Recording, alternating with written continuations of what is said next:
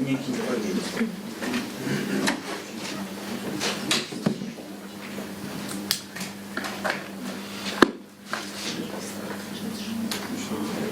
Я пол.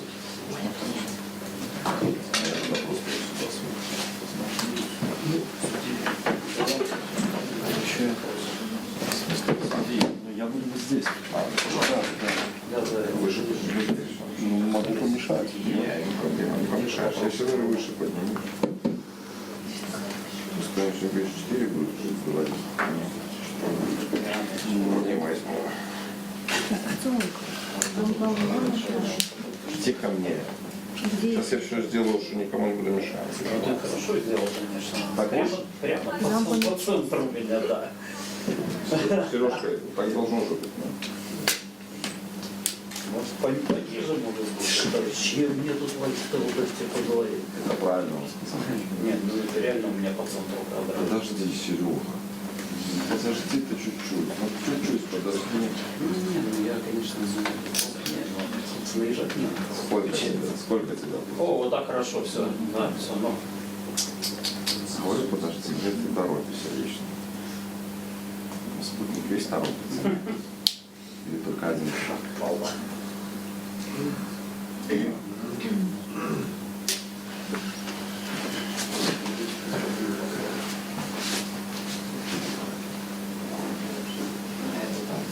Сюда.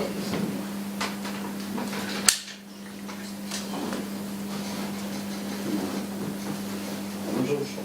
Пойти вообще 20 секунд. Особенно те, которые анекдот рассказал. Знаешь, смеялись, а через 20 секунд шмиша. Что ты помнишь? Завязал. Я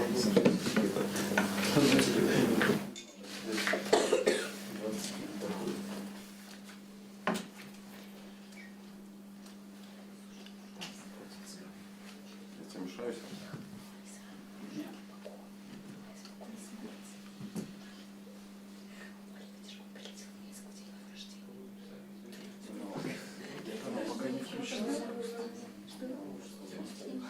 Гад какой, а?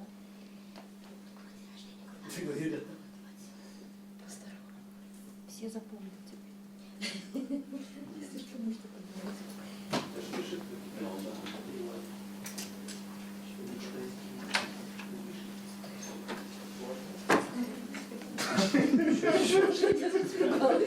Немножко до вечера. Это свет уже включают. Да.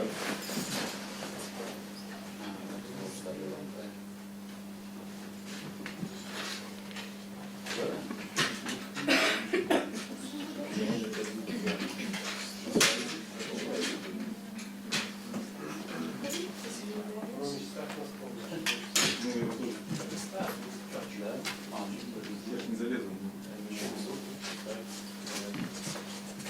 Да, я здесь без.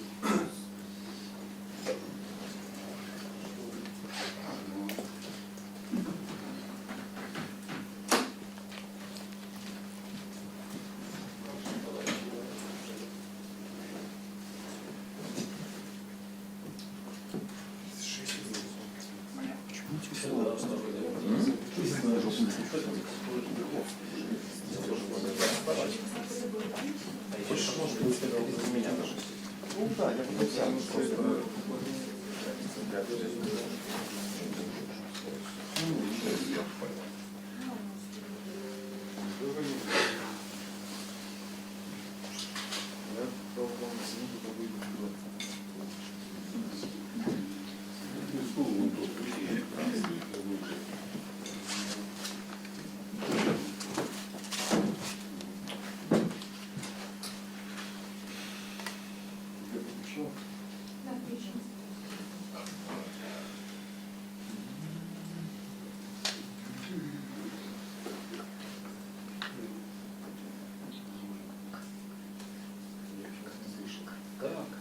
Блинская.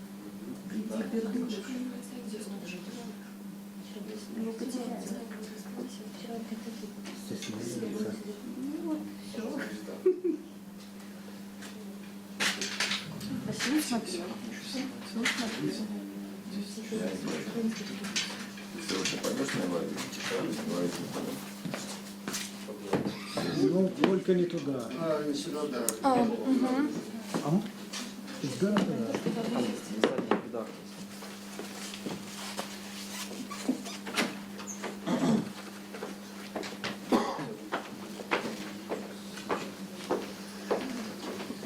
Добрый день, коллеги.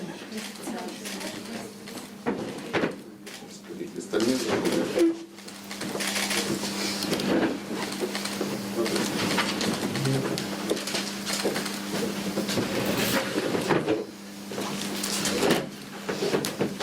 Вы же остановитесь на результатах осмотра госпитализированного пациента.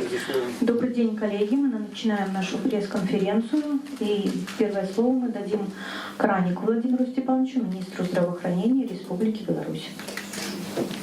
Добрый день, уважаемые коллеги. Мы рады, что вы откликнулись на наше предложение получить информацию из первых рук.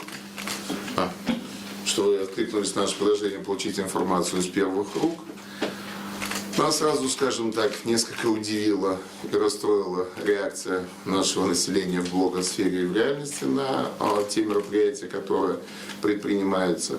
Поэтому на сегодняшний момент хочу еще раз акцентировать внимание, что заболевание подразумевает наличие клинических симптомов и подтверждающие данные лабораторной диагностики. В данном случае мы имеем пациента, у которого нет клинических симптомов. Он на сегодняшний момент ничего не беспокоит. При активном он даже по этому поводу разместил свое обращение в социальных сетях. Я думаю, здесь, или в телеграм-канале, я думаю, здесь сидящий большинство, наверное, его слышал. Данные лабораторных исследований, которые мы видели, мы видим фрагменты РНК вируса. То есть это может свидетельствовать либо о стадии носительства, возможно, это стадия уже реконвалесценции после какой-то перенесенной легкой формы иммуносидия в ране. В любом случае человек находится под медицинским наблюдением, и на сегодняшний момент лечение его не требуется, потому что у него нет клинических симптомов. Но учитывая о том, что мы всегда должны быть готовы к любому развитию ситуации, естественно, ситуации эти отрабатывались многогранно.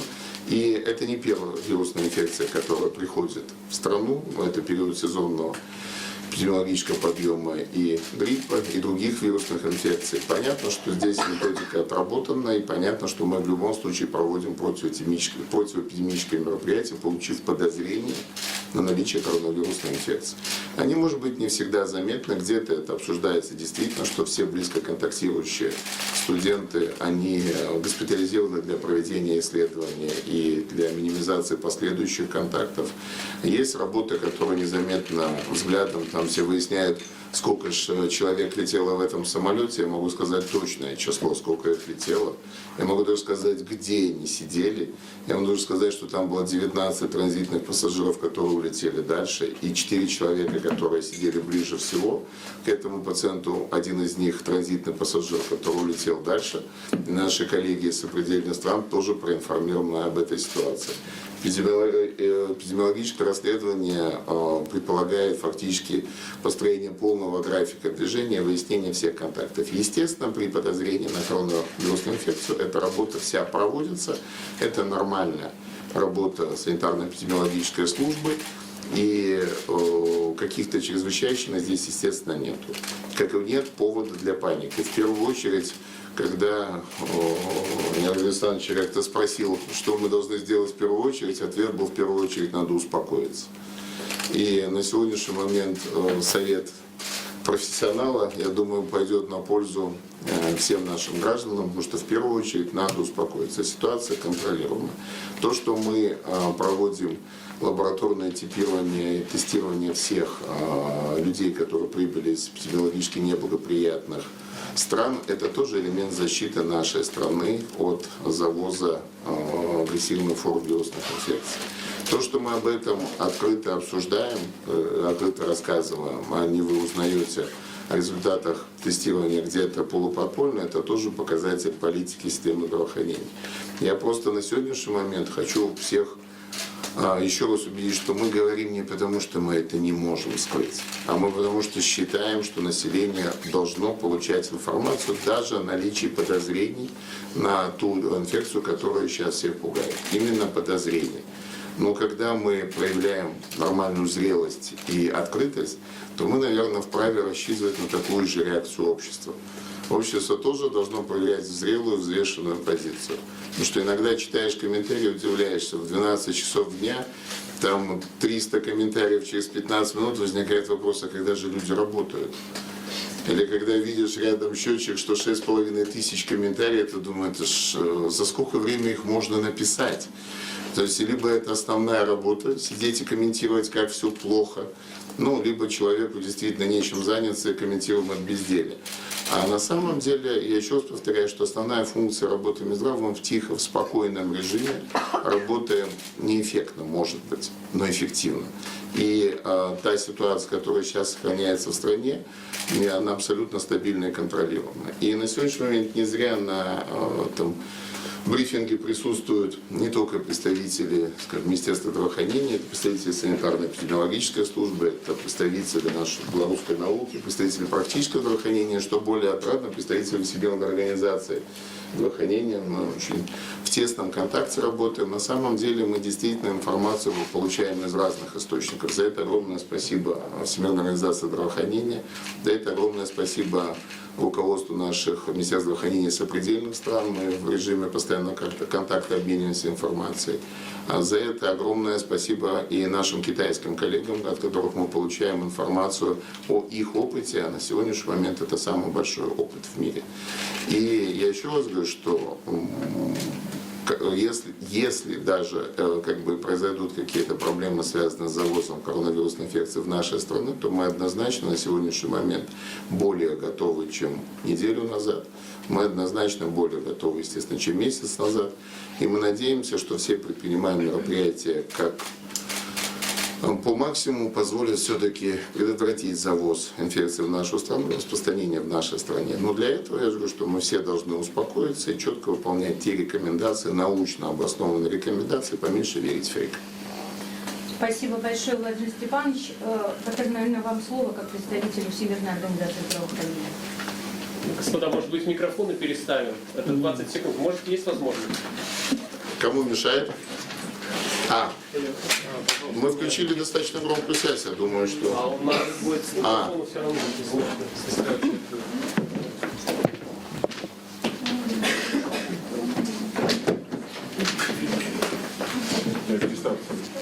Батырова, у вас есть возможность почувствовать себя голливудской звездой в таком количестве микрофонов.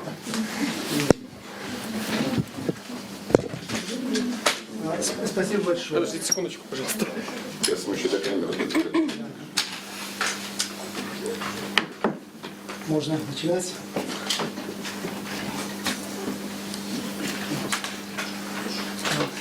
Я бы хотел сказать пару слов о ситуации и тенденции, складывающейся с распространением коронавируса, или, как мы говорим, COVID-19 в мире. Прежде всего, это пример Китая. Есть информация о том, что начиная с 2 февраля количество новых случаев коронавируса в Китае устойчиво снижается благодаря предпринимаемым мерам. На сегодняшний день общее количество новых случаев в Китае меньше, чем кумулятивное во всех других странах мира. Это показывает то, что предпринимаемые меры санитарно-эпидемиологического контроля, лечения, весь комплекс мероприятий действительно может остановить, сдержать распространение этой вспышки. На сегодняшний день, по состоянию на утро 28 февраля, 52 страны зафиксировали у себя подтвержденные случаи коронавируса. Наибольшую озабоченность вызывает распространение за пределами Китая и с достаточно большой скоростью в нескольких странах. Это Италия, Южная Корея и Иран. Там, вы знаете, по сообщениям, за последние дни буквально идет такой экспоненциальный рост. Но, тем не менее, я бы хотел сказать, что основные показатели этого вируса по вирулентности и тяжести остаются прежними. То есть 81% всех случаев – это легкие и средние формы, которые человек может перенести даже на ногах, без каких-либо осложнений. 14% – это более серьезные случаи, требующие госпитализации, и 5% это критические состояния, когда страдают и внутренние органы, которые ведут к смерти. А то, что вирус появился... Не у всех 5%. Не у всех процентов, да. Вы сейчас напугаете. По данным, опять же, китайских ученых и медиков, уровень смертности составляет 2-4%. Вот так вот в среднем. 2,4 или 2,4? 2-4, да. То, что вирус сегодня был объявлен в Беларуси, это не является сюрпризом, потому что ни одна страна не гарантирована от завоза случаев вируса. Вопрос в том, насколько страна готова своевременно выявить и принять все необходимые меры. То, что сегодня мы видим, это как раз готовность служб здравоохранения Беларуси, потому что тут же было объявлено, больной изолирован, и это показатель готовности. То есть это как раз то, что мы рекомендуем странам. Принимать меры по снижению риска распространения вируса, завоза, но одновременно быть готовыми к тому, что этот вирус возникнет в стране, и для этого нужно принимать все меры. Как вы относитесь к практике закрытия, как ВОЗ относится к практике закрытия границ и прекращения, скажем так, транспортного сообщения? Рекомендация ВОЗ о невведении каких-либо ограничений на путешествие или торговлю остается в силе. И эта рекомендация основана на консультациях с ведущими экспертами всего мира. То есть такие меры не являются эффективными, потому что это снижает в какой-то степени риск проникновения вируса и, скажем так, по времени дает отсрочку, но не является никакой гарантией того, что вирус не возникнет. Современным уровнем путешествий, обмена людьми между странами это просто невозможно, просто возникает вопрос тогда, до какой степени страна должна или может себя изолировать. Потому что закрывать границу с какой страной? Страны, где есть эти случаи в больших количествах, существуют стыковочные рейсы, существуют наземные рейсы, существуют какие-то места прохода границ, где нет контроля, то есть, скажем, может быть, с востока страны. То есть такие меры не являются эффективными и рекомендуемыми. Наверное, вот... Я могу привести пример, еще вот просто, чтобы было понятно. Сейчас идет вспышка на севере Италии, и граничащая Франция не вводит никаких барьеров и не закрывает границу. То есть это как один из примеров. Елена Николаевна, о профилактике я тоже слышал, Владимир Степанович тоже говорит слово профилактика. Я бы думал, что, может быть, лучше Батыр сказал о профилактике, потому что, к сожалению, мы будем над этим работать, но пока часть населения все-таки нам не верит. Я думаю, Всемирная организация здравоохранения не поверит, наверное, больше. В отношении профилактики у нас есть ряд четких рекомендаций для населения и для работников медицинских служб.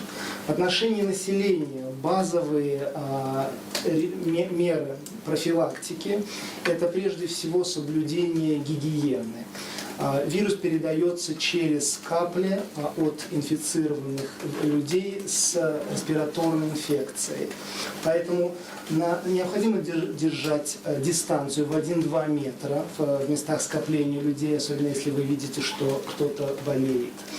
Очень обсуждаемый вопрос в отношении масок и необходимости масок. Здесь очень четкая рекомендация. Здоровым людям маски не нужны, особенно когда они находятся в открытом пространстве. Маски нужны только для работников здравоохранения, для медиков, для людей, которые ухаживают за больными COVID.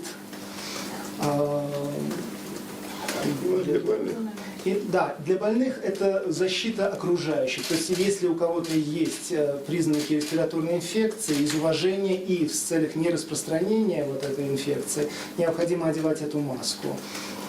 То есть вот это вот эти случаи. Других каких-то рекомендаций по использованию масок нету. Игорь Александрович. Я думаю, надо опять микрофоны переставить. Да. По поводу масок, по-моему, за сегодняшние полдня в Минске было выкуплено 70 тысяч масок. У нас на сегодняшний момент машина со склада постоянно что-то подвозит, потому что на сегодняшнем, мы понимаем, что это во многом эмоциональная реакция, точнее не понимаем, хотя мы все говорим о том, что это ни от чего не гарантирует. Но, опять же, насколько я знаю, у нас уже график поставок масок есть. Порядка 200 тысяч наша отечественная промышленность выпускает масок Марлю. Порядка где-то 40 тысяч в день одноразовых.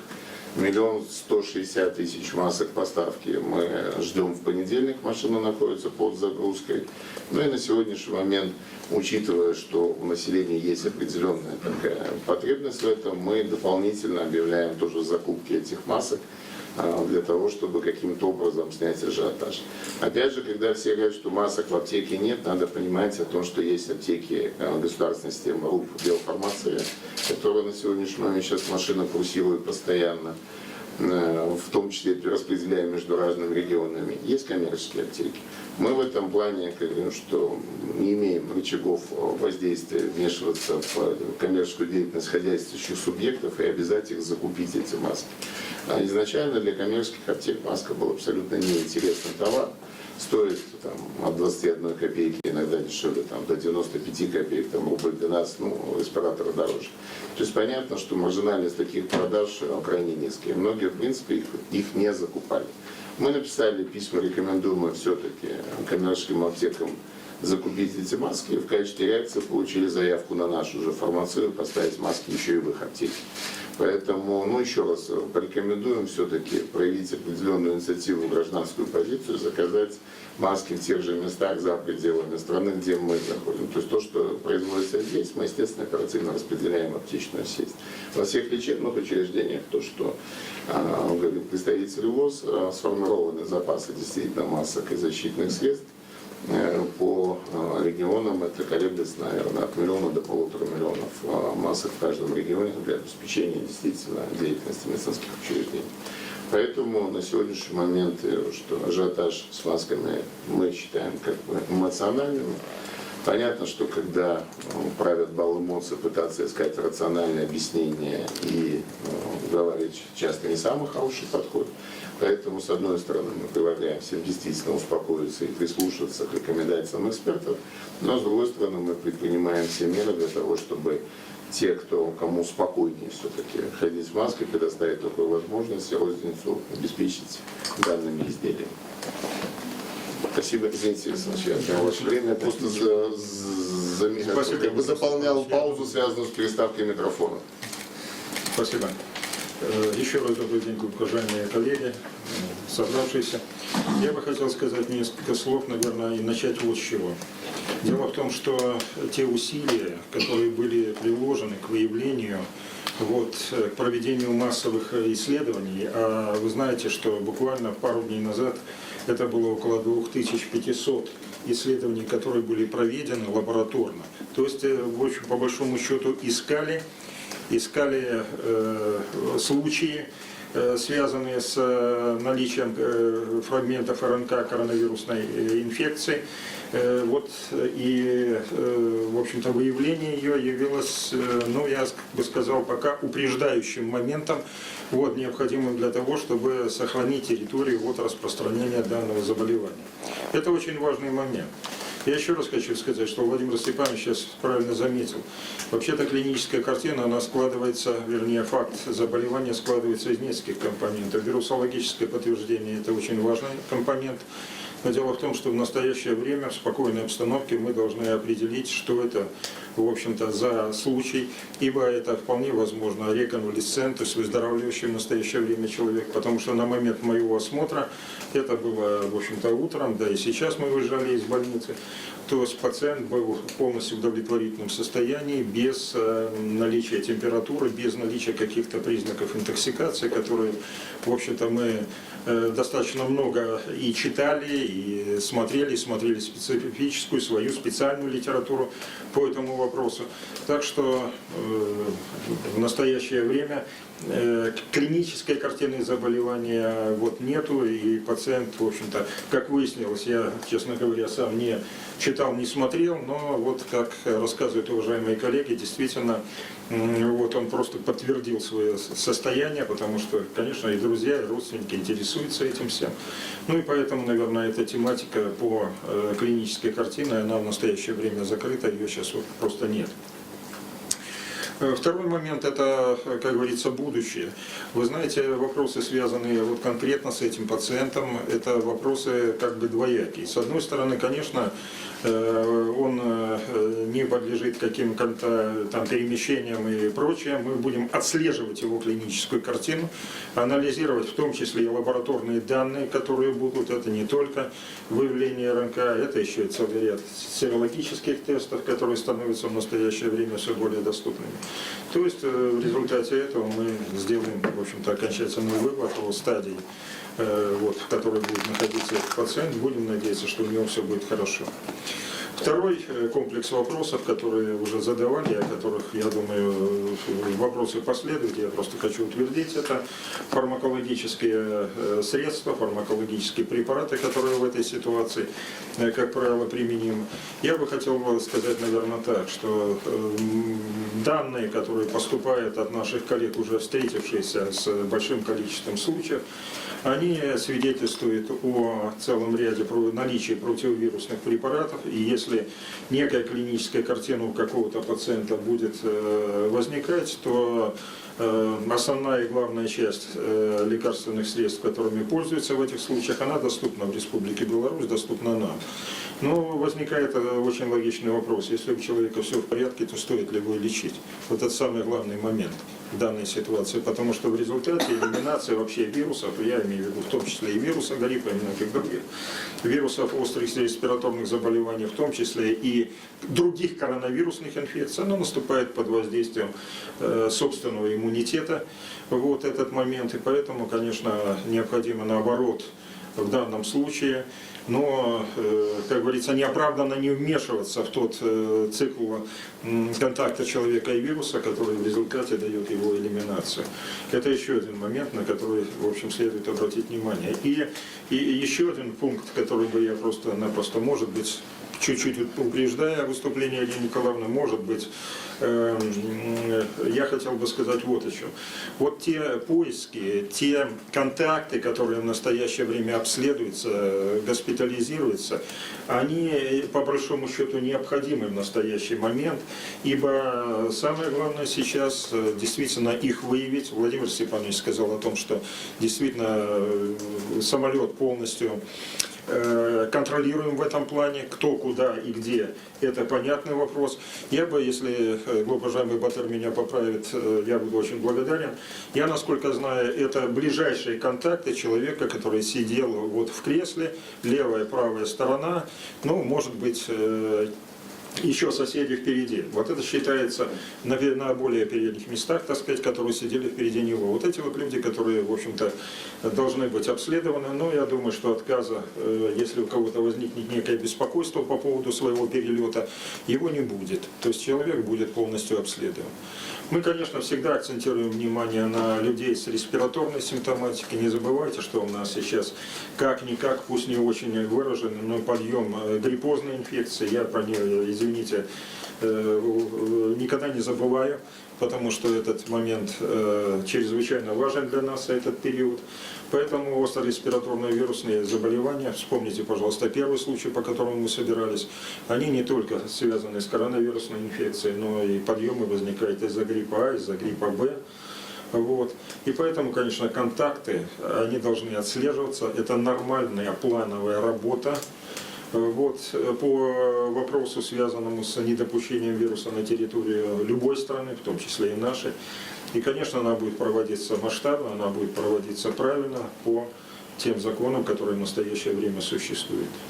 Спасибо. Спасибо большое. Кстати, вопрос тоже ставит иногда в упрек о том, что медики прячут грипп под диагнозом ОРВИ, острой респираторной вирусной инфекции. Дело в том, что грипп это является одним из видов острой респираторной вирусной инфекции. Соответственно, в тех случаях, когда не проводится типирование возбудителя, а на самом деле необходимость типирования возникает не всегда. Это в тех случаях, когда мы предполагаем наличие какого-то эпид-очага, и нам надо проводить эпидемиологическое мероприятие, мы тогда типируем возбудителя, чтобы понять, скажем так, ширину охвата, либо когда требуется действительно какое-то патогенетическое лечение, как это было с определенными видами гриппа, и типируется в начале подъема для того, чтобы мы понимали, с какой формой мы имеем дело, для того, чтобы выбрать наиболее, скажем так, оптимальные подходы к лечению.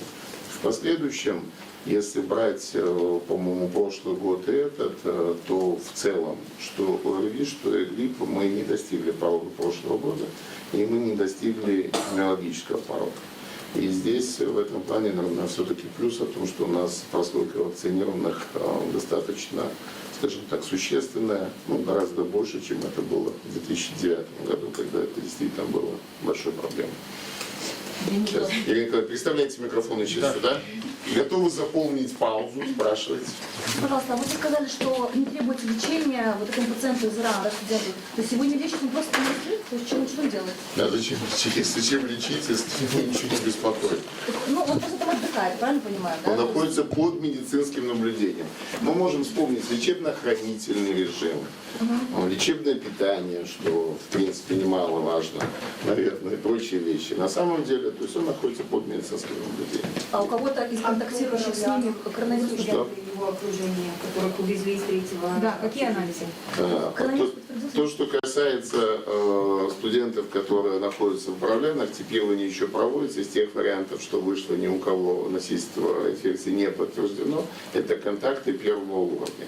Еще раз говорю, что это наши белорусские студенты, граждане Республики Беларусь, которые являются контактами первого уровня. И опять же то, что говорил Батыр о подготовке системы. На самом деле мы действительно не показываем часто, может быть, свои технические подходы, потому что это мало кому интересно. Но у нас разработаны планы и перепрофилирования коечного фонда, и разворачивания коек для того, чтобы основное в данном результате, то есть коронавирусная инфекция, становится действительно угрожающей в том случае, если мы не можем обеспечить адекватное медицинское сопровождение. Те пациенты, 80% как сказал доктор, оно не нужно. Но если 20% не получат адекватного медицинского сопровождения, соответственно, там проблемы будут, и осложнения будут больше, и летальные исходы будут. Поэтому наша основная задача – это подготовить по мере необходимости план А, план Б и план С. То есть, если такие ресурсы понадобятся. И, соответственно, госпиталь это был изначально подготовлен как ресурс-центр для контакта первого уровня при подозрении на наличие какой-то инфекции. Соответственно, этот план просто автоматически введен в действие. И здесь тоже нет никаких проблем, не то, что мы тут судорожно сегодня ночью потеряли, куда девать этих людей. На самом деле это отработанные планы. Я говорю, что спасибо ВОЗ, спасибо нашим коллегам в сопредельных странах, где мы четко анализируем чужой опыт. И во многом, дай Бог, чтобы это подозрение осталось подозрением, но в любом случае мы еще раз отработали, как работает наша система. Извините, Николай, я занял ваше время. В стране продолжается проведение полного комплекса санитарно-противоэпидемических мероприятий. И если на прошлой неделе мы в первую очередь акцентировали внимание на... Простите. Нормально, ничего. Благодарю. В стране продолжает проводиться комплекс санитарно-противоэпидемических мероприятий. На прошлой неделе мы в первую очередь акцент делали на лиц, которые возвращаются из Китайской Народной Республики. На этой неделе этот перечень расширен. Батыр сказал уже о тех странах. С учетом эпидемиологической ситуации было принято решение, что акцент мы делаем еще на граждан, которые возвращаются из 3 стран. Это Итальянская Республика, Южная Корея и Исламская Республика Иран.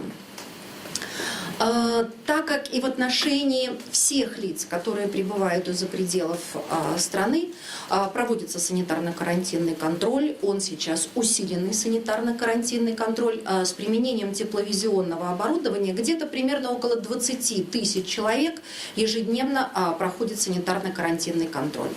Да, из них часть это люди, которые вот из этих, так будем называть, эпидемиологически неблагополучных стран. Вот на этих людей особое внимание, они заполняют специальные анкеты, они предоставляют данные для того, чтобы в последующем за ними можно было организовать медицинское наблюдение. Также в отношении этих людей проводится и лабораторное обследование, буквально вот здесь, при пересечении границы.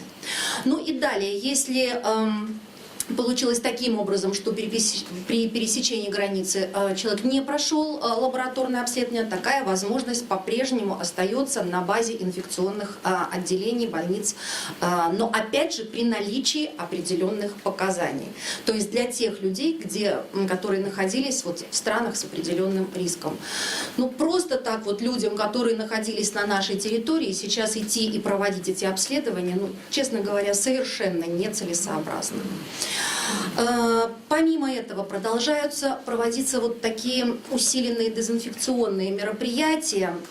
Наверное, все-таки обратили вы внимание, что на наших автовокзалах, железнодорожный вокзал, аэропорт появилось больше устройств для антисептика, санитайзеров и так далее. То есть это вот те самые простые рекомендации, возможности для выполнения самых простых рекомендаций для того, чтобы предупредить инфекцию. Не только коронавирусную, но и любую воздушно-капельную инфекцию. Медицинское наблюдение. Это достаточно большое, такое серьезное мероприятие. Большее количество находится уже с каждым днем, все большее и большее количество людей находится под медицинским наблюдением. И здесь я опять же хотела бы акцентировать внимание, если получилось так, что все-таки приехав из этих неблагополучных стран и первые 2 дня медицинское наблюдение по какой-то причине не начато, то тогда стоит самому обратиться в территориальную поликлинику по месту жительства, сообщить о том, что вот я прибыл с такой-то страны, и медицинское наблюдение обязательно будет проведено. Врач будет опять же решать вопрос о целесообразности проведения лабораторного обследования. А в течение какого времени будет проведено? В течение 14 дней проводится медицинское наблюдение. Нет, ну вот если человек приехал, и вот у него подозрение, он хочет пройти обследование. Извините, здесь немножечко 2 разных момента. Одно дело, если у человека подозрение, то есть есть респираторные какие-то симптомы, и он прибыл из неблагополучной страны. Вот тогда такой пациент, он госпитализируется в инфекционный стационар для того, чтобы проводить дифференциальную диагностику, с чем связаны его респираторные симптомы, и он будет немедленно обследован на коронавирусную инфекцию. Ну, как и на другой спектр этиологических агентов респираторных инфекций, то есть на вирусы гриппа, аденовирусы, РС и так далее. Если речь идет о том, что человек совершенно здоров, и он вернулся из неблагополучной страны, то при пересечении границы ему будет предложено проведение такого обследования, и по завершении медицинского наблюдения на 13-14 день, опять же, ему будет предложено лабораторное обследование. Будет проведено лабораторное обследование. Вы сказали про неблагоприятные вот эти вот эпидрайоны, Южная Корея, Италия. А если человек возвращается из этих же районов через стыковочные какие-то рейсы из Вильнюса, скажем, или из Баку, как их отслеживать будет? Точно так же. На рейсах, на авиарейсах, железнодорожный транспорт предлагается заполнение анкеты прибывшего. Вот для тех людей, которые вернулись из этих стран. Где, опять же, указывается, где человек после пересечения границы будет находиться. Вы знаете, хочу сказать, что по-разному реагируют на заполнение этой анкеты. И вот буквально даже последние миланские рейсы говорят, что не всегда есть понимание, но тем не менее наши специалисты всегда все-таки находят те доводы, те аргументы для того, чтобы убедить и предложить человеку заполнить эти данные, и медицинское наблюдение за ними проводится. Есть у Белавии система, которая позволяет стыковочные рейсы. То есть мы работаем в тесном контакте. Мы регулярно информируем пограничную службу, что Белавия о том, какие страны отнесены к странам с неблагоприятной эпидемиологической обстановкой. Поэтому при пограничном контроле, если они видят даже на литовской границе сведения о том, что человек через Вильнюс прилетел из Южной Кореи, из Сеула, либо итальянский рейс, он направляется на каждом погранпереходе, есть СКП, это санитарно-контрольный пункт. То есть этот человек направляется туда, для того, чтобы он был зарегистрирован и отправлен под медицинское наблюдение. Мы доснастили погранпереходы, учитывая достаточно большой поток. Это Каменный Лог и Брузги, они были буквально на этой неделе оснащены еще необходимым тепловизорным оборудованием, бесконтактными термометрами. То есть увеличенное количество, чтобы можно было быстрее пропускать этот поток, потому что иногда многие высказывают жалобы на задержки судна. Плюс мы сейчас взяли под контроль дальнобойщиков, это грузовые терминалы, где тоже они проходят контроль углубленный. И плюс, что Белавия нам сообщает по своим данным о стыковочных рейсах, когда вы зарегистрировались, онлайн-регистрация, Белавия уже видит о том, что на ее борту на борту самолета Белавии будут люди, которые летят из неблагополучных районов. Мы об этом получаем еще информацию, пока самолет не взлетел. То есть наша санслужба в аэропорту уже понимает, кто прилетит и кто ждет. Сейчас ведутся активные переговоры о том, чтобы остальные авиакомпании, которые летают в МИС-2, тоже предоставляли эту информацию. В большинстве случаев понимание получено. Скажите, а сколько времени нужно ждать результатов лабораторного обследования? Ну, мы говорим о том, что сама методика занимает около 5 часов. Если результат сомнительный, то есть это же все-таки работа с геномом, анализы повторяются. Во-вторых, те результаты, которые сомнительны, у нас на сегодняшний момент есть несколько видов реактивов, то есть это проверяется различными тестами, чтобы убедиться, что результат именно такой, как есть. Поэтому мы всех ориентируем, что в течение суток ответ будет. Учитывая то количество анализов, которое мы сейчас берем, фраза такая, что если будут какие-то изменения в анализе, с вами свяжутся. Если в течение суток вас не нашли, вам не позвонили, значит результат отрицательный. Плюс я понимаю, что сейчас в Минске есть определенная нервная реакция, не совсем это, что еще раз понимаю, чем обусловлено, но сейчас мы только что обсуждали, что мы будем, наверное, сейчас увеличивать количество пунктов, где можно сдать эти мазки, потому что опять они стекаются в определенные точки, где проводятся анализы, и то, что там кто-то говорит, что в регионах нет специального оборудования для того, чтобы проводить тесты, налажена четкая система. Работает республиканская лаборатория, работает круглосуточно. Тесты начинают доставляться, девушка с родителями, которая прибыла в Брест ночью, соответственно, тесты уже сразу же были доставлены, в течение 3 часов доставлены в Минск, и мы знаем уже результаты. Результаты на отрицательные. То есть признаков вирусной инфекции мы не видим, но все равно наблюдение будет продолжено. Наиболее удаленные регионы имеют определенный набор тестов. У нас более точные тесты, но которые требуют большее количество, то есть более современное, более сложное оборудование. Остальные региональные лаборатории, у них тесты, которые более простые, они как бы для поисковых исследований тоже подходят. Здесь система выстроена, неважно, через какой погранпереход переехал человек, и неважно, где у него разобрали этот материал для анализа, все равно это единая система, когда информация стекается в один оперативный центр.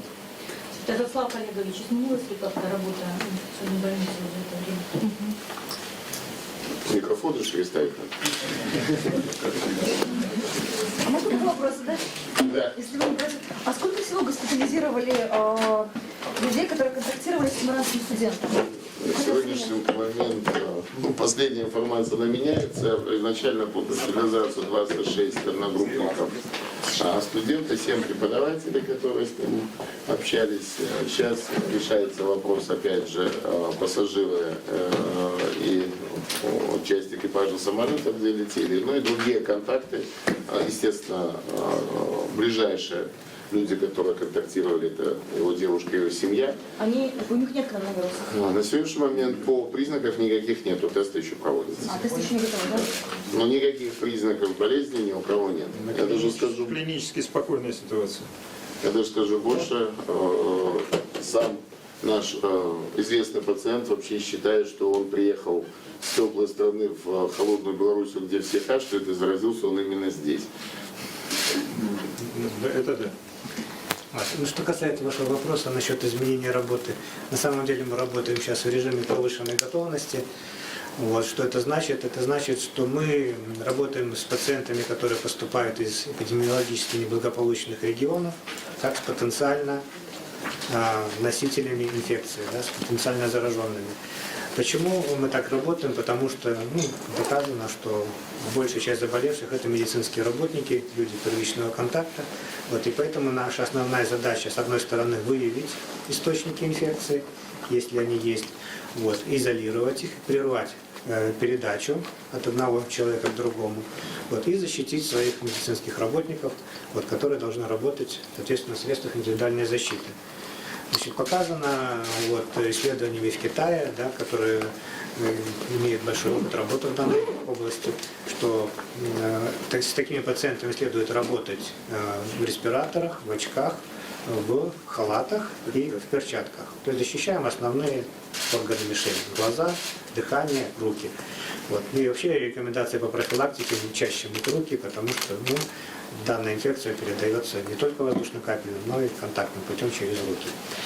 Вот. Что касается количества обратившихся, на данный момент мы, готовимся. Во-первых, идет большое количество тестируемых пациентов, да? То есть с наличием первого подтвержденного случая уже, естественно, у нас есть контакты. И эти контакты первого, второго и так далее порядков, то есть есть шансы, что будут выявлены другие случаи, да, поэтому мы готовимся к приему таких пациентов. Вот, и поэтому, да, вы подготовлены боксы, значит, пациенты с клиническими симптомами острых респираторных вирусных инфекций.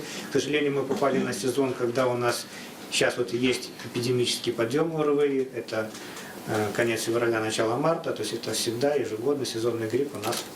Вот, и мы видим по нашим пациентам, значит, по данным вирусологического исследования, которое проводит пациентам с ОРВИ, у нас, да, есть грипп А, преобладает сейчас в клинической картине острых респираторных вирусных инфекций. Вот. Но что касается поступивших, да, вот за сутки у нас обратилось 26 человек. За последние, на, да? на 15. Ну, да, вот с этой с ночи, да, скажем, за сегодняшнее утро, да, день. Вот. Из них 16 человек, 28 человек, 16 мы госпитализировали, больше с превентивной целью. Значит, и, тактика, чтобы вы понимали, значит, делаем анализ, значит, примерно через сутки получаем результат. Вот, если анализ отрицательный и нет каких-то клинических проявлений, мы такого пациента можем, в принципе, додержать некоторое время, либо отпустить на амбулаторный этап.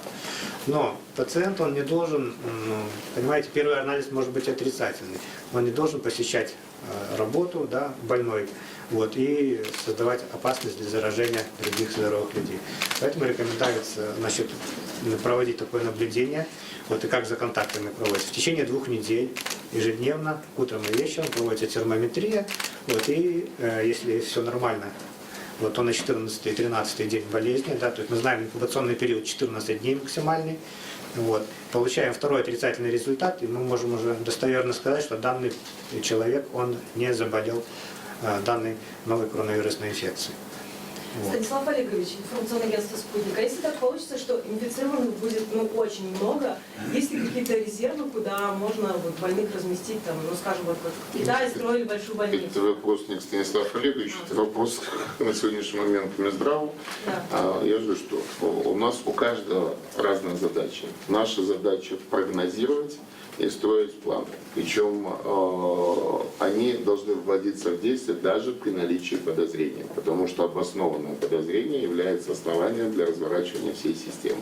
В каждом регионе, в городе Минске, по всей республике есть планы по перепрофилированию коечного фонда. И на сегодняшний момент коечного фонда в республике достаточно.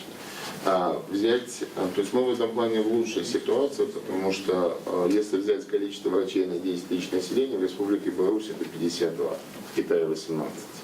И то же самое по обеспеченности коечным фондом. Здесь нормативы гораздо выше. То есть коечного фонда на сегодняшний момент достаточно. Планы перепрофилирования, они все утверждены. Дай бог, ничего из этих планов не понадобится. Но мы считаем, что в этом плане предупрежден, значит вооружен. Владимир Степанович, вам сегодня утром позвонил Александр Григорьевич Лукашенко. Скажите, какие-то поручения, может, он вам давал, чем интересовался? На самом деле ситуация находится на контроле и главы государства, и правительства. Я могу сказать больше, мы беседовали с президентом по поводу предпринимаемых мер, которые обсуждены, их эффективность. Еще раз указано на необходимость сделать все для того, чтобы защитить наше население от распространения данной инфекции. Кроме того, у нас было заседание и штабов Совмина, где обсуждались необходимые мероприятия и опрашивалась, какая требуется помощь Минздраву со стороны профильных ведомств. Это касается МВД. На самом деле никто не понимает, как мы устанавливаем контакты. Но на самом деле здесь задействованы все на сегодняшний момент органы госуправления. И МВД, и Министерство транспорта, то есть и Билайве. То есть мы получаем всю необходимую информацию, санитарная служба получает всю необходимую информацию. Если мы говорим о том, что надо оценить, с кем встречался, то есть для этого используются все инструменты, которые возможно, то есть это записи камер видеонаблюдения в аэропорту, и там записи камер видеонаблюдения на входе в общежитие. То есть вся информация аккумулируется для того, чтобы мы действительно проводили качественный пик-расследование. И на самом деле здесь всегда в этом месте проходит оперативное совещание, всегда видите большую карту у вас за спиной. Первое совещание сегодня здесь было в 2 часа ночи, следующее в 7 утра. И когда смотришь на эту карту, мы видим о том, что большинство стран Европы, оно имеет случаи подтвержденных заболеваний. Возникает вопрос, если основной и самый эффективный метод это закрыться, почему до сих пор не отменили Шенгенское соглашение, действие Шенгенского соглашения. Европа не закрывает границы, потому что эксперты понимают, что это бессмысленно. Мы же сколько раз повторяли, это будет стимулировать нелегальное пересечение границ. Если человек понимает, что он нарушает действующие правила и въезжает в страну, а у нас есть возможность ехать через восточную границу, въезжает в страну незаконно, то даже при появлении первых симптомов болезни он не обратится за медицинской помощью, он будет бояться. Соответственно, мы должны усиливать контроль. И опять же, когда мы видим, посмотрите, Германия, все говорят, что выявлен подозрение на коронавирус, значит система здравоохранения сработала некачественно, она у нас плохая. Когда мы видим цифры Германии, если не ошибаюсь, сюда 48 случаев подтвержденной коронавирусной инфекции, это свидетельствует о том, что система здравоохранения Германии работает 48 раз хуже, чем мы. То есть критерии эффективности – это действительно мероприятия, которые направлены на снижение риска завоза инфекции и минимизации последствий. То есть у нас сезонная заболеваемость ОРВИ как болели, так и будут болеть. Это будет грипп, это будет аденовирусная инфекция, это будет риновирусная инфекция. Это, не дай бог, будет коронавирусная инфекция.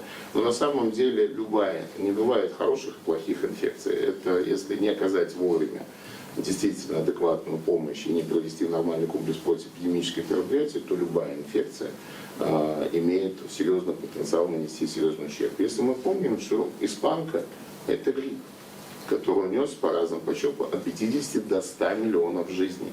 На тот момент он убил практически, по разным данным, от 2,5 до 3% населения земного шара.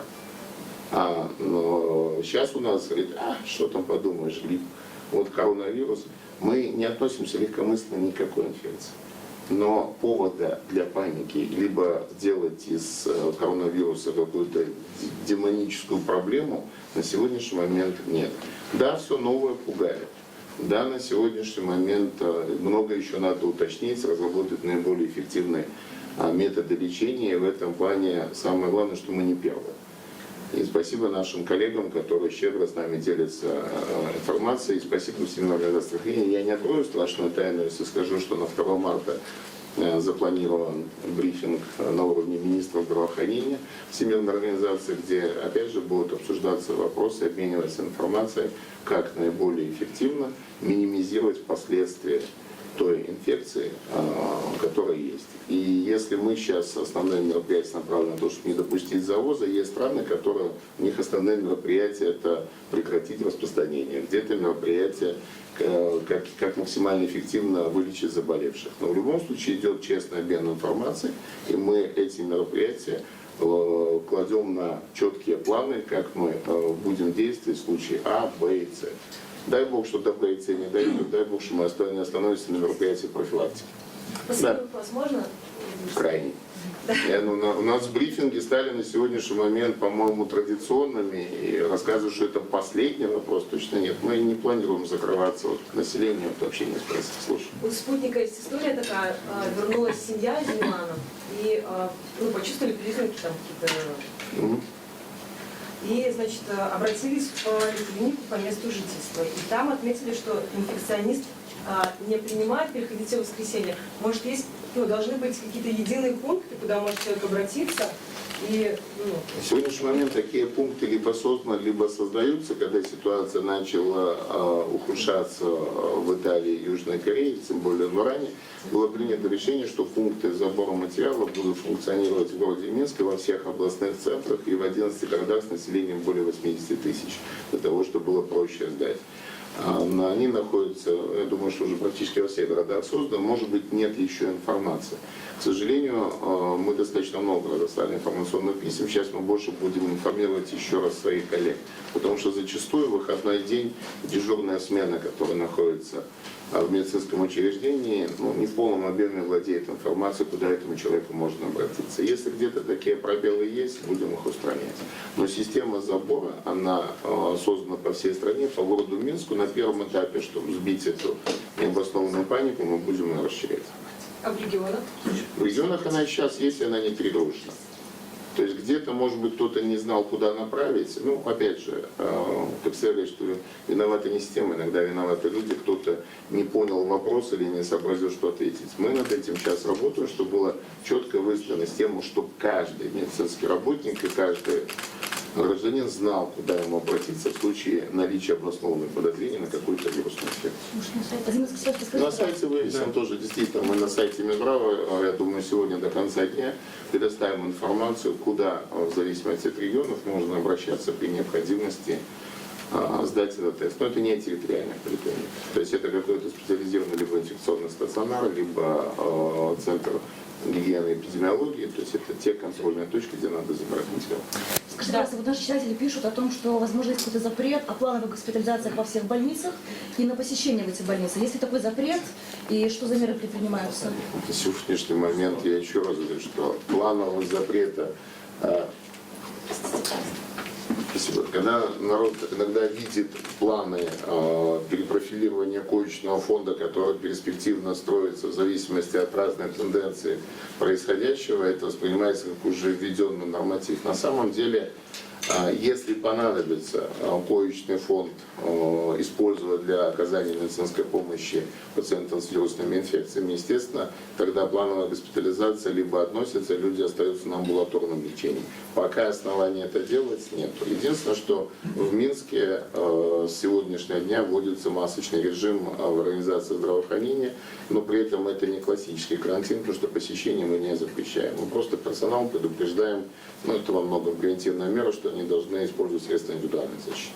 Никакого запрета на плановую госпитализацию нет, и люди могут приходить посещать. Смотря касается тех учреждений, если это инфекционная больница, то там, естественно, переведено в режим повышенной готовности. Это свидетельствует о том, что она освобождает площади для возможного поступления пациентов с вирусной инфекцией.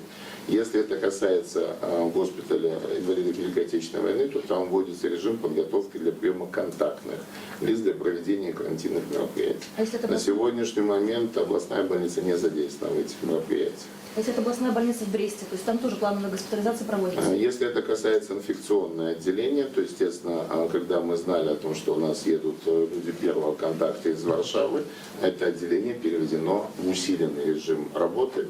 Но что значит усиленный режим, вы уже знаете. Плановая госпитализация проверяется, боксы максимально освобождаются для того, чтобы обеспечить резерв коек при необходимости.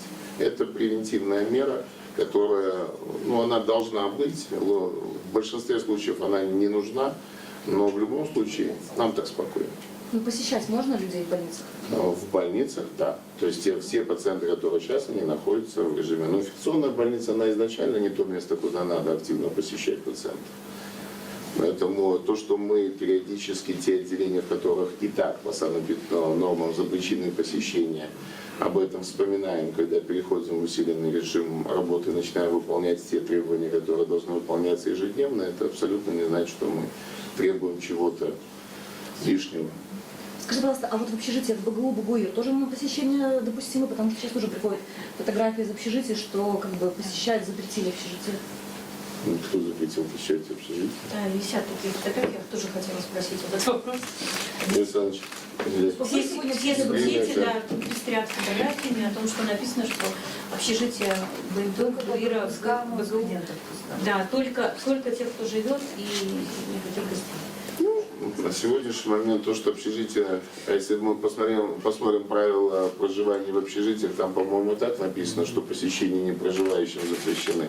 У нас же ситуация, правила начинают читать, когда возникают какие-то проблемы, и когда их начинают выполнять, все очень сильно удивляются. Вот это, возможно, наверное, проблема.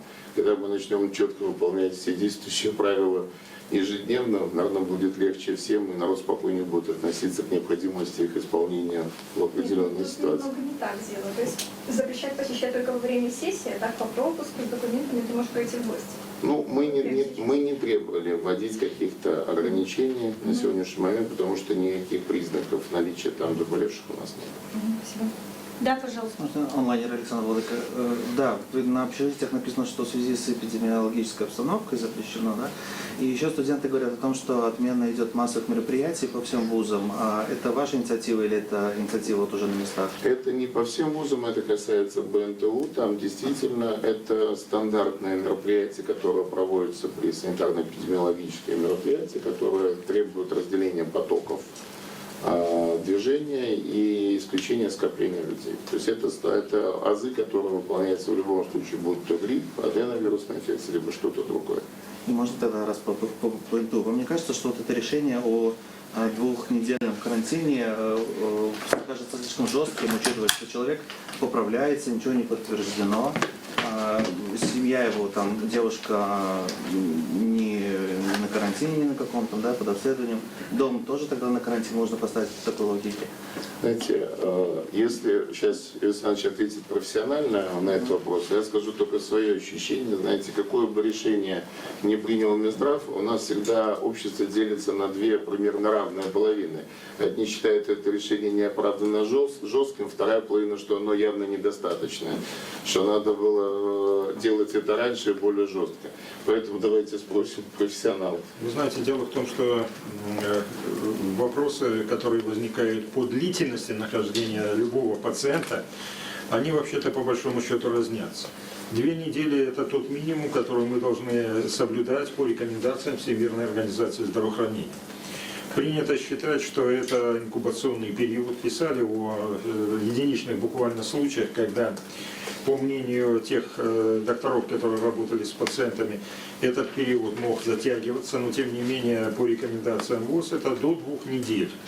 Вот, при наличии вот такого контакта, как мы говорим, и считается, что у человека вот не развилось заболевание. Что касается конкретно этого пациента, то срок будет соблюдаться еще и по другому критерию. Мы всегда требуем вирусологического подтверждения, что данный пациент может находиться в этом плане эпидемиологически в обществе, и поэтому мы обязаны еще и отслеживать этот момент. Он тоже обязательно будет отслежен.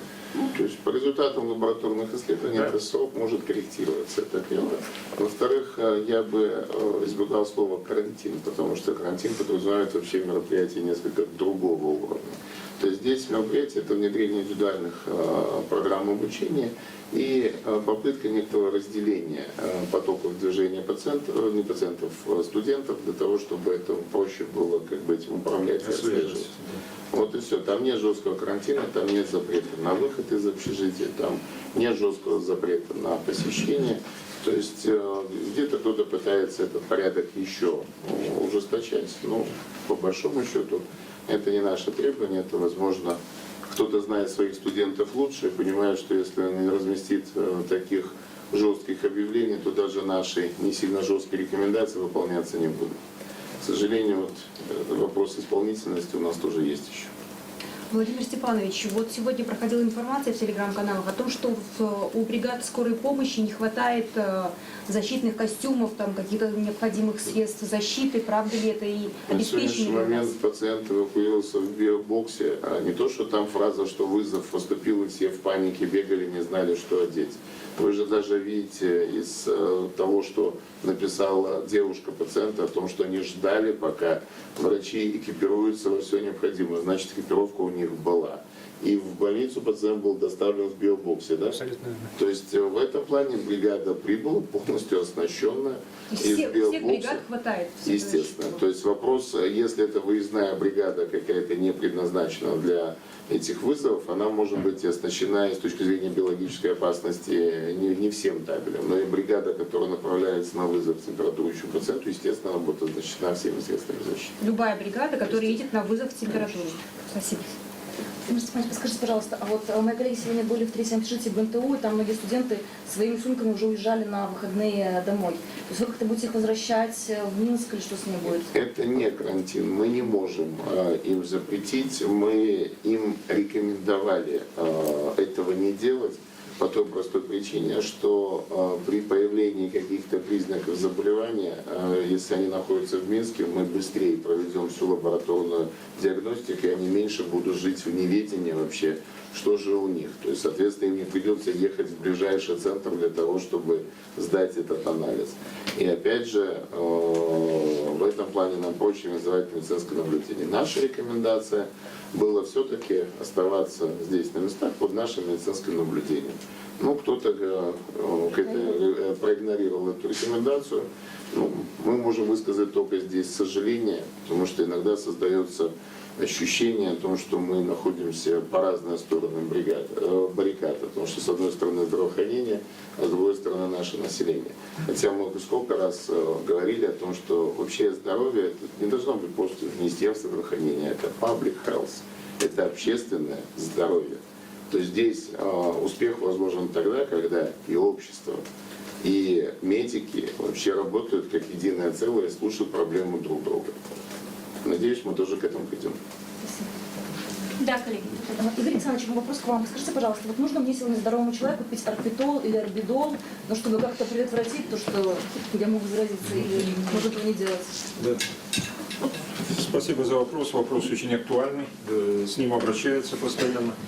Вы знаете, вы назвали одно из лекарственных средств. Обычно спрашивают о еще нескольких, которые являются, есть такое в медицине слово иммуномодулятор или иммунокоррегирующие вещества. Вы знаете, дело в том, что профилактические мероприятия в качестве профилактики, доказательной базы в отношении коронавирусной инфекции у них нет.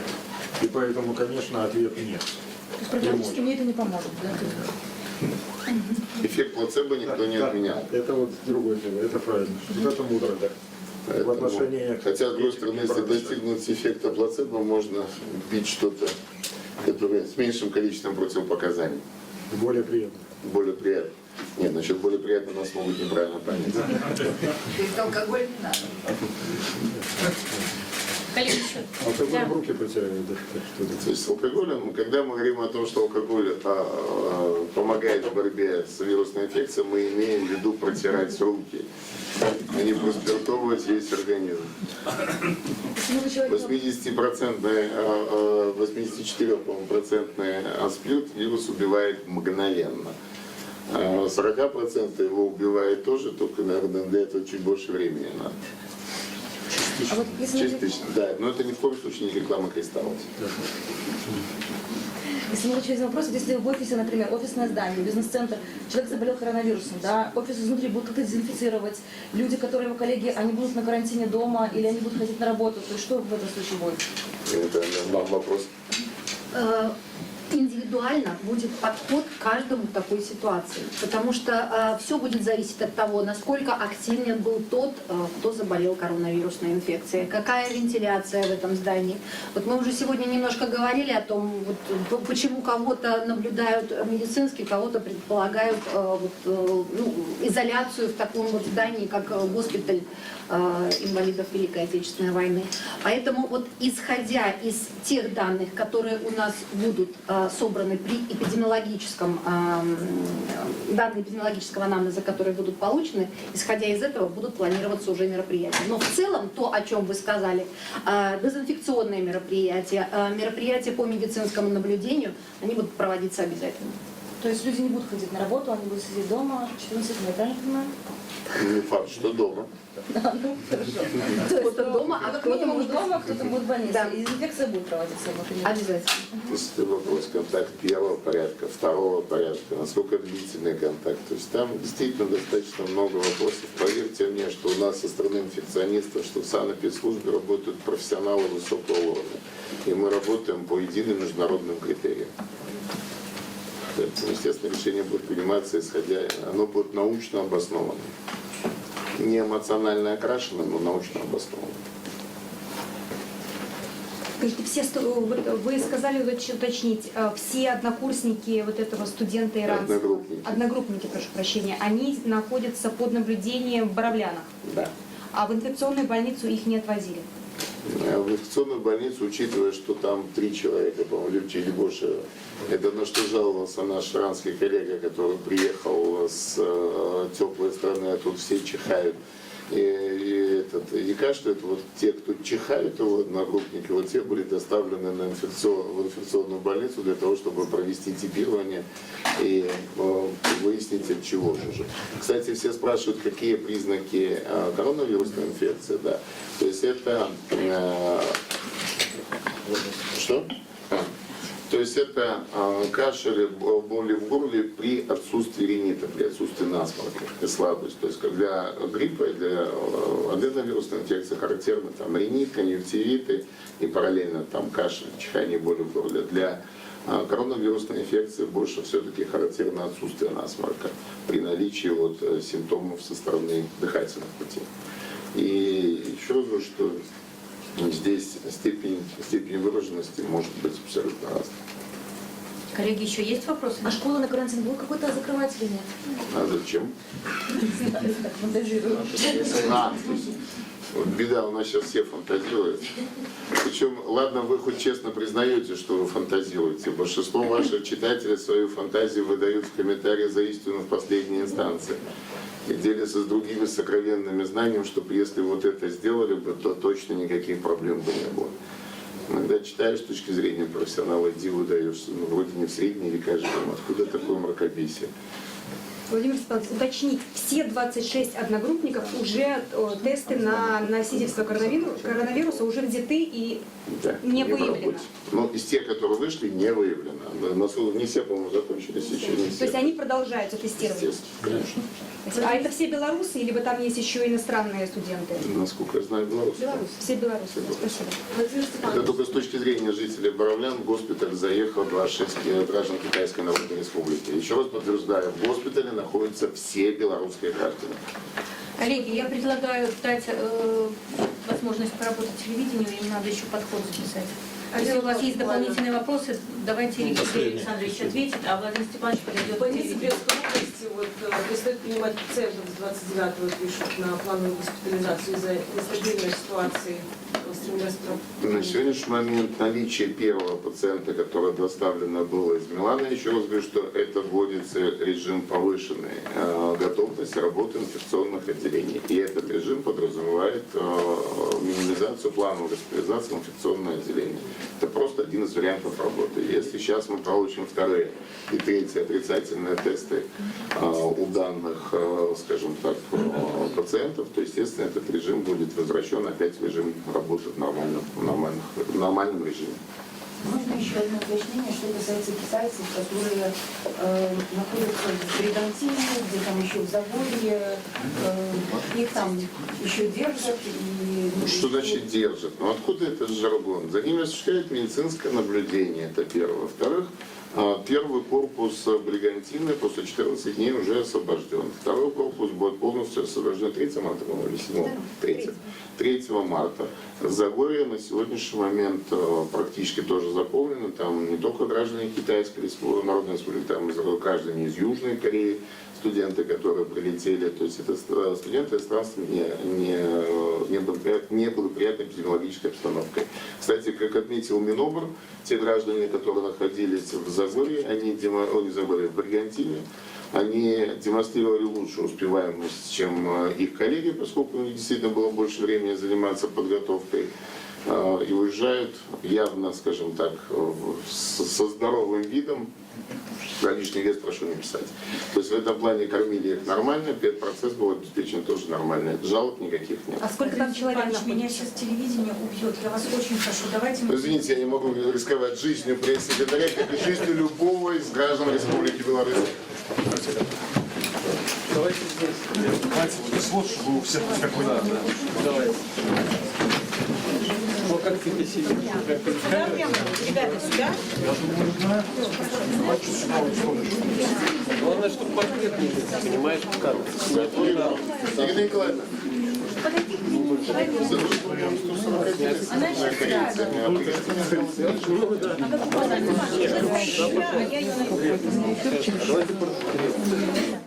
Так, Антон, Он все рассказал, что еще рассказать? Мне нам же надо красивенько, как все было. Сделайте потеплее, пожалуйста. Так я же вам сказал, что портрет желтый, реально. Слушайте, мы так стали, что это будет у нас ухо. Это очень это. Ребят, нам надо... Может, в коридор выйдем? Давайте в коридор. Давайте в коридор.